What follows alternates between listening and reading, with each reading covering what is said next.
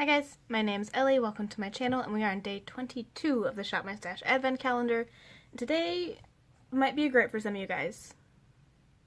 This is the Natasha Denona Gold palette. I know this is 2018 holiday, but I have had this since October. This was gifted to me as an anniversary present from my boyfriend, and I thought it would be a good time to kind of dig in and wear the golds and get an idea for you guys of how different the golds really are. So, let's see them on my lids. So, I have them on the lid today. I believe I have Aria and Kava on the crease and lid, and I put something in the inner corner, and I can't remember the name, but I have to go. But, let's see if you can get some light. Very glittery. So today I have Sandstone in my crease with Python on the outer half and Brass on the inner half to 2/3 with Sparks on the inner corner, which is really light, but it catches, it's sheer, but it catches the light quite well. So that's my look today. So today I have Dijon in the crease with Log on the outer half and Oro on the inner portion, that lovely metallic shade. And then I mixed a little bit of Aurora and Sparks on the inner corner because I wanted to lighten it up but also be different, and it just doesn't really show up. I think I used a little too little of it, but that is a gorgeous shade. So now you've seen them. I think, though some of them are kind of similar, they serve different purposes. So, like, you have that overall gold theme. What are their names? Kava was on one of my looks, and it took a while to build up, but it was really nice once it got there. I really enjoy Lime Chrome. It's got that green, orange kind of gradient that it's sitting through that's gorgeous. Brass. Brass is really nice, and I think the texture change, because these two end up kind of similar, the texture change really does make a difference. And then I've also swatched Alchemist, because that is one of the more standard, like, coppery, bronzy golds.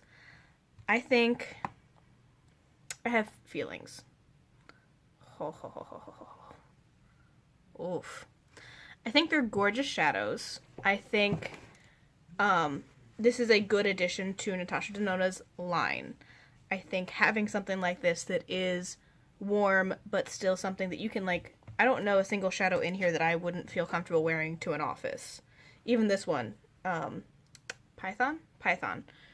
It's dark and it's different, but it's not anything that we haven't seen lately. It's not something that would be out of place. And so much of this is most people's comfort zone.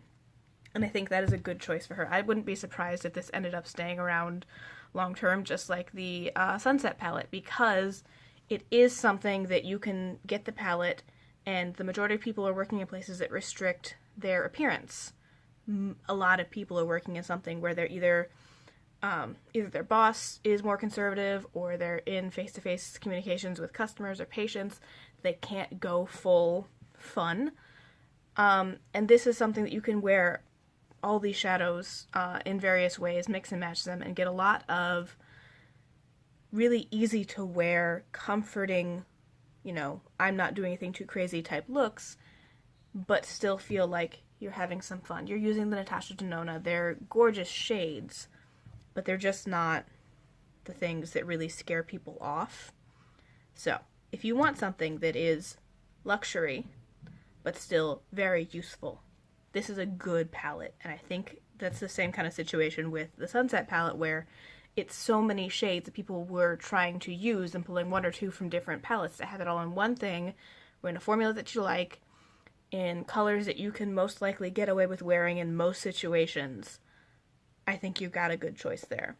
I do really like this. I did have less issue with some of the formula. I have the Lila palette from Natasha Denona, and they're gorgeous, but the shimmers are just a touch oily in that I like to have some extra, like a little bit more than my normal primer on, either like a glitter glue or a cream shadow to make sure they don't crease. I didn't have any creasing issues with this. Well, actually, I don't fully know. Some of the looks, all the ones that I've done so far, I haven't had any issues with, but some of the looks that were in the previous video haven't happened yet, because movie magic and when I can film.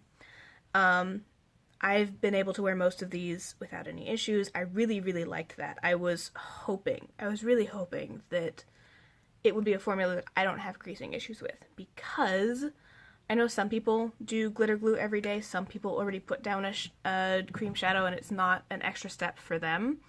For me it is. And for something, they're gorgeous, but they're still golds. So when I'm putting down stuff like Dragon Bite from the Lila palette, it's an interesting enough shadow that I don't mind putting the extra effort into, but for something like a standard gold, unless it's like the most gold to ever gold, I don't necessarily want to put that extra step in of a cream shadow.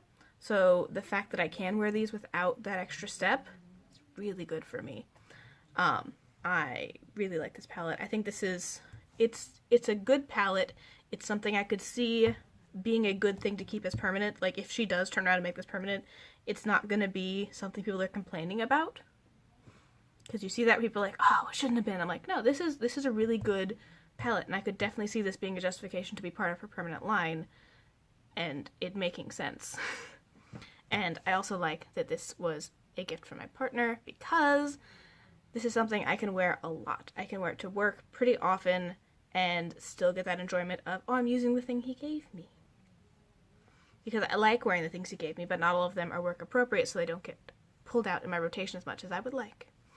So, hopefully that was fun for you guys and helped you make some decisions about that. If gold's not your thing, this is obviously not your palette. If you have a million golds, like, I may very well do some comparisons and dupes in the future, but I think the draw for something like this would be the palette as a whole, would be the color story and how easy these are to wear to most places. Because, like, this one, you got that. This is just a standard, easy, mid-tone shimmery brown. Not a big issue. The majority of you guys have a gold. But having something like this that's more duochrome, having something like this that's more, like, strong yellow, something a little chunkier, a little bit more foiled, they make sense. Oh, you're pretty. They're very pretty. They're very, very pretty shades. This is not for everybody. I can definitely see, of all the things you might buy from Natasha Denona, this is a high utility option. You can get a lot of use out of this. You can wear it most places. And it's so shiny. So shiny. So, I had a lot of fun with this. I'm gonna hopefully be able to use this a lot more come 2019. And I will see you guys tomorrow. Thank you all for watching.